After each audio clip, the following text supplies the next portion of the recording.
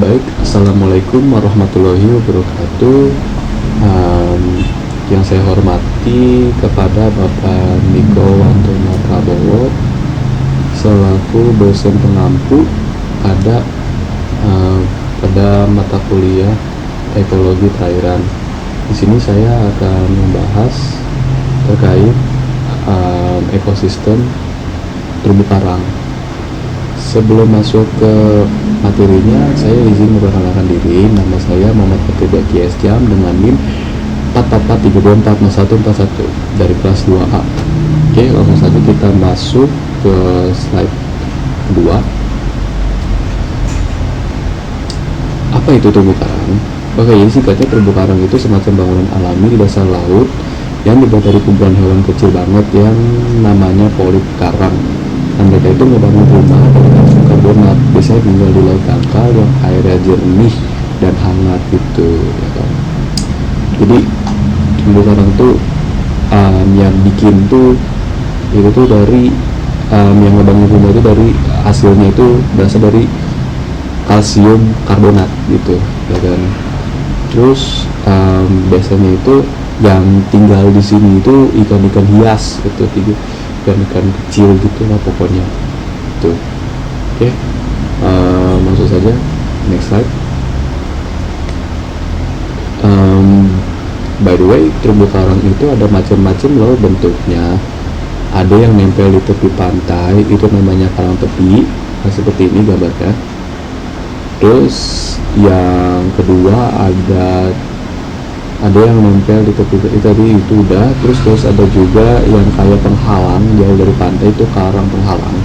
Karang penghalang tuh seperti ini, ya kan. Terus yang ketiga itu kalau bentuknya kayak cincin itu atol.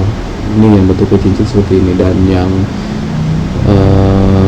terakhir itu yang terpisah bentuknya gitu, yaitu terumbu datar patch reef.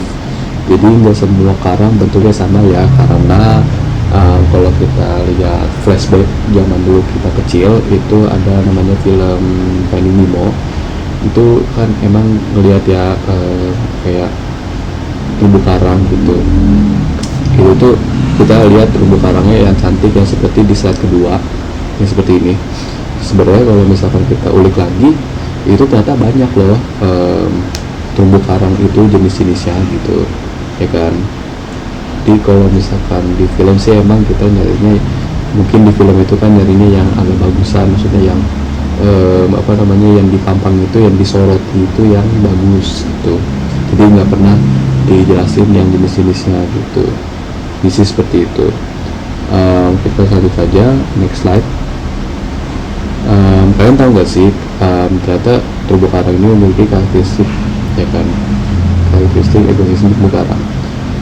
Yang pertama itu tersusun dari koloni hewan karang yang menghasilkan kalsium karbonat CaCO3, terus hidup di perairan laut dan dangkal jernih hangat dan kaya matahari, dan pertumbuhannya lamban namun membentuk struktur yang komplit padat.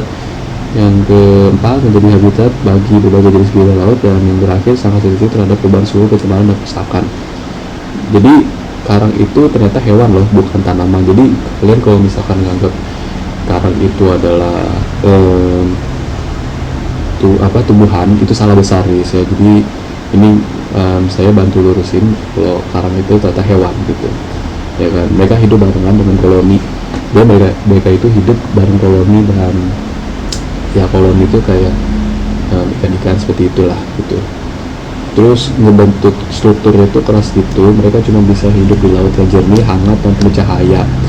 Jadi kalau misalkan banyak yang nanya, bisa nggak sih terumbu karang itu hidup di daerah yang yang dalam gitu, yang bukan dangkal perairannya, itu nggak bisa ya gitu. Jadi terumbu karang itu bisa hidupnya itu di daerah yang dangkal saja gitu, ya kan, dan jernih dan hangat dan kayak matahari juga gitu. Maksudnya kayak matahari di sini tuh maksudnya kayak sinar matahari tercukupi gitu, istilahnya seperti itu.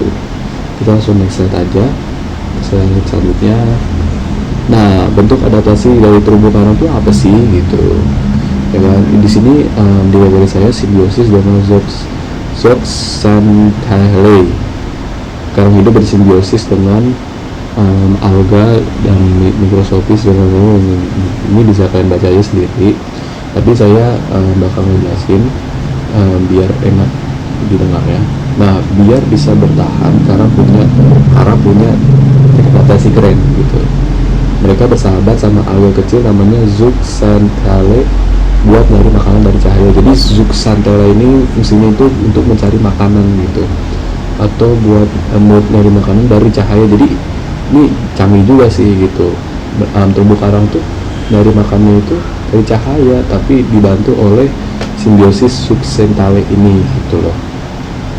Terus tubuhnya keras buat melindungi diri ya, jelas itu juga, itu salah satu terumbu karang. Makanya kalau kita injak terumbu karang pasti agak sakit ya, karena itu emang sakit, emang keras gitu, karena emang fungsinya itu buat melindungi diri gitu. Terus bentuknya bercabang-cabang ya kan, supaya bisa dapat cahaya lebih banyak gitu ya. Ini benar juga gitu. Jadi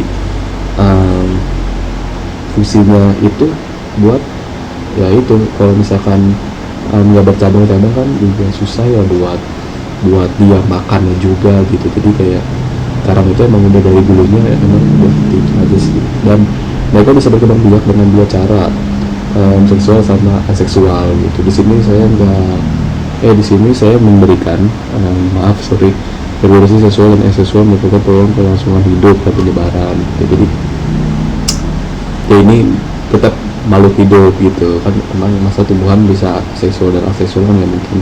Jadi di sini bisa terbukti gitu kalau terumbu karang itu adalah hewan gitu.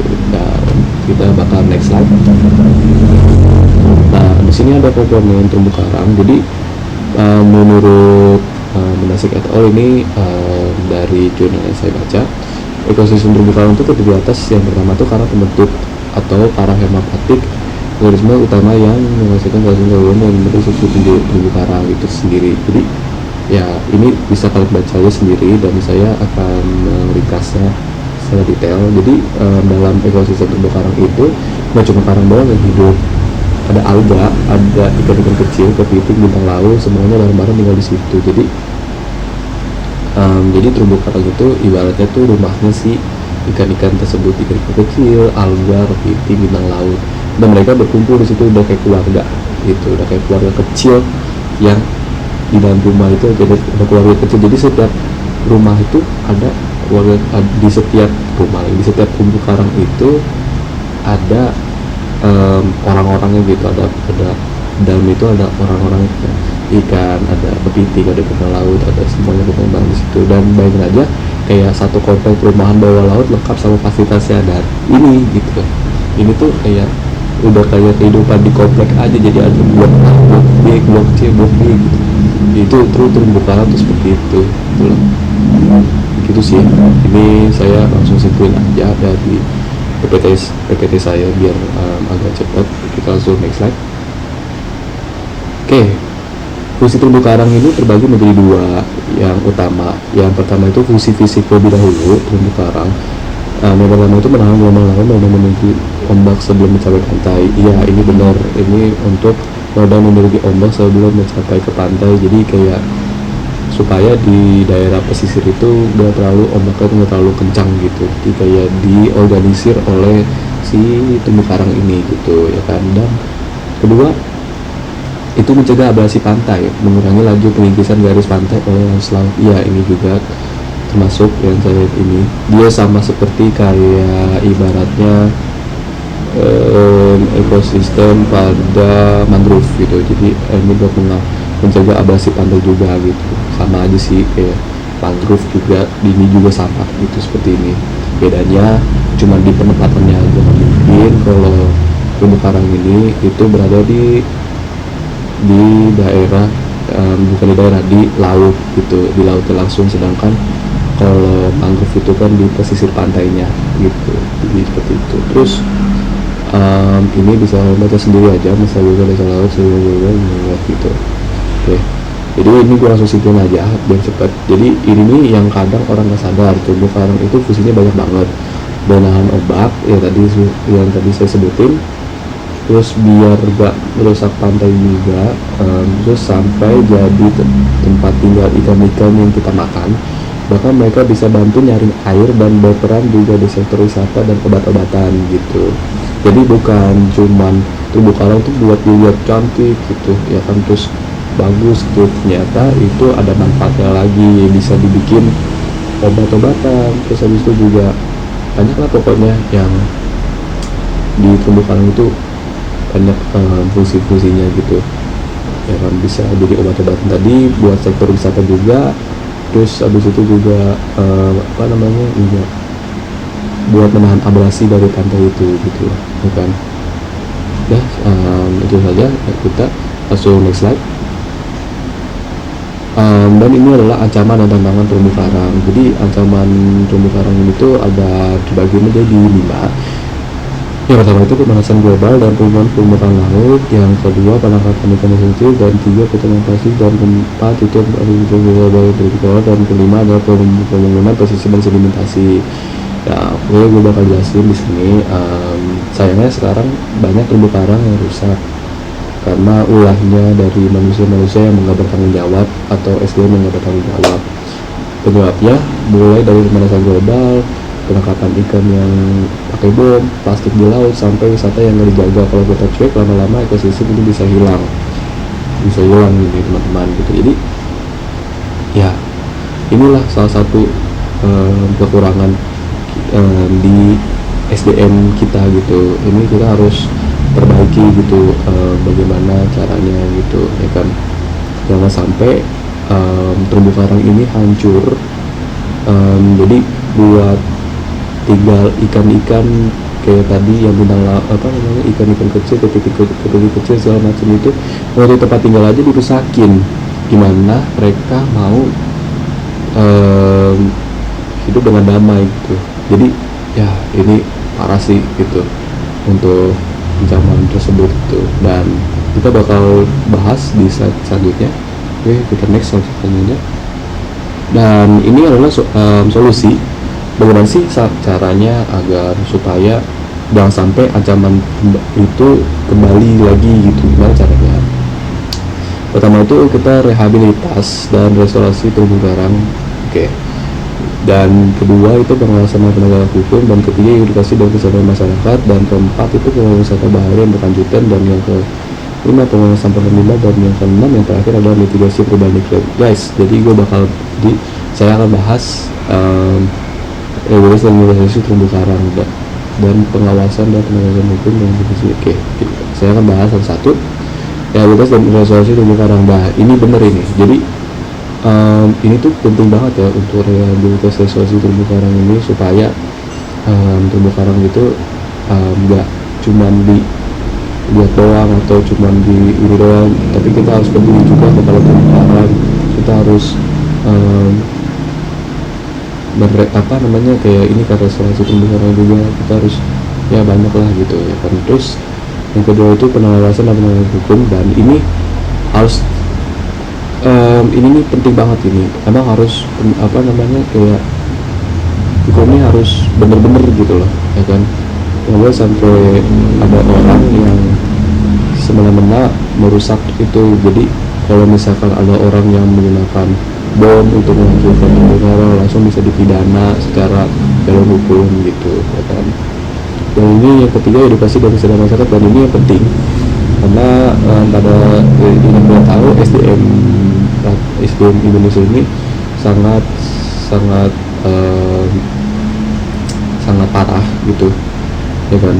Jadi lebih baik kita harus mengedukasi yang kesadaran masyarakat itu sendiri gitu. Jadi kalau misalkan kita udah memberikan pengawasan dan penegakan hukum dan rehabilitasi, tapi kalau misalkan nggak dibarengi dengan edukasi dan kesadaran masyarakat, ya apa gunanya gitu. Jadi kayak buang-buang waktu dan sama aja gitu. Dan yang keempat adalah pengelolaan wisata bahari dan yang berkelanjutan. Nah, ini juga benar nih. Jadi kita tuh emang sih ada wisata bahari seperti snorkeling, terus seperti apa ya, salah satunya sih snorkeling lah ya. Ini tuh kalau bisa pengamanannya tuh lebih ketat gitu. Jadi kayak jangan buang sampah sembarangan. Terus habis itu juga jangan jangan merusak gitu terumbu karangnya itu, karena itu kekayaan ekosistem laut kita gitu, jangan sampai dirusak gitu sama orang-orang yang bertanggung jawab. Jadi ini harus penting juga sih untuk pengelola wisata bahari yang berkelanjutan ini. Yang kelima, pengelola sampah dan limbah, ini seperti yang tadi saya bahas di nomor 4 itu juga sama, dan yang kelima mitigasi perubahan iklim gitu. Oke, kita langsung saja ke next slide. Nah, ini untuk kesimpulannya. Jadi ini bisa kalian baca, jadi saya bakal ringkas aja secara singkat. So, kesimpulannya, terumbu karang itu penting banget buat laut ya teman-teman. Buat kita juga, kita mesti jaga bareng-bareng, mulai dari hal kecil kayak nggak buang sampah sembarangan atau dukung program pelestarian. Karena kalau bukan kita yang jaga, siapa lagi kan gitu. Intinya sih seperti itu. Ini kalian bisa baca-baca untuk kesimpulannya dari sini, ya kan. Dan ini tuh ya penting banget sih edukasi masyarakat di sini nih, kayak ini penting banget edukasi masyarakat supaya gimana ya, kayak kalau tanpa edukasi ya repot juga sih buat kedepannya.